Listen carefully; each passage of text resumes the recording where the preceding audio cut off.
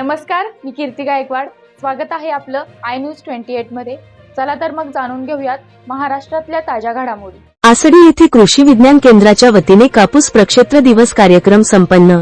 केंद्रीय कापूस संशोधन संस्था, नागपूर व कृषी विज्ञान केंद्र, छत्रपती संभाजीनगर 1 यांच्या संयुक्त विद्यमाने सुरू असलेल्या विशेष कापूस प्रकल्पांतर्गत दिनांक 1/7/1/2024 मौजे आसडी येथे प्रगतशील शेतकरी श्री कमलाकर शिरसाट यांच्या शेतावर प्रक्षेत्र भेटीचे आयोजन करण्यात आले होते. यावेळी उपस्थित शेतकऱ्यांना मार्गदर्शन करताना कृषी विज्ञान केंद्राचे डॉक्टर BL पिसुरे विषय विशेषज्ञ विस्तार शिक्षण यांनी प्रकल्पाचा उद्देश शेतकऱ्यांना समजावून सांगितला. दादा लाड कापूस लागवड तंत्रज्ञान याविषयी सविस्तर मार्गदर्शन केले. दादा लाड कापूस लागवड तंत्रज्ञानामध्ये योग्य अंतर आणि संतुलित व गरज लागेल तेव्हाच खतांचा वापर करणे या बाबी शेतकऱ्यांनी लक्षात घेतल्या पाहिजेत. यामध्ये त्यांनी 30 दिवसांनी गळ फांदी काढणे व 80-90 दिवसांनी शेंडा खोडणे ही महत्त्वाची कामे आहेत. तसेच कापसाची लागवड ही 90x30 सेंटीमीटर या अंतरावर करावी. या पद्धतीने झाडांची एकरी संख्या वाढून उत्पन्न वाढते. तसेच सर्व शेतकऱ्यांनी बेडचा व ठिबक सिंचन पद्धतीचा वापर प्रभावीपणे करणे गरजेचे आहे आणि अन्नद्रव्य, कीड व रोग व्यवस्थापनासाठी एकात्मिक व्यवस्थापन पद्धतीचा अवलंब करावा.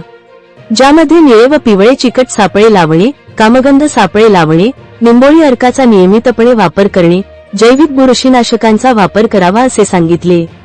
कपाशी वेचणीनंतर अनेक शेतकरी फरदड घेतात, ते घेऊ नका. त्याऐवजी पराठीची कुट्टी करा, त्यातून चांगले सेंद्रिय खतच मिळते, परिणामी जमिनीचा पोत सुधारतो असे डॉक्टर पिसुरे यांनी सांगितले.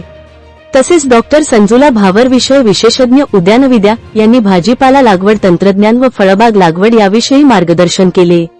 यामध्ये त्यांनी प्रामुख्याने टोमॅटो पिकातील विविध वाणांची माहिती दिली, जसे अर्का रक्षक, अर्का अभेद, परभणी टोमॅटो 5E वाणाची शेतकऱ्यांनी लागवड करावी, मोसंबी, चिंच, आंबा या पिकांच्या फळबागांविषयी सविस्तर मार्गदर्शन केले.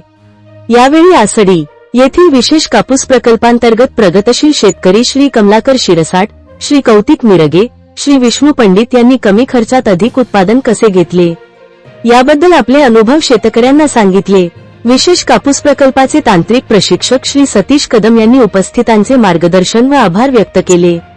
इंडिया न्यूज 28 वैजापूर तालुका प्रतिनिधी अनिल सूर्यवंशीची रिपोर्ट.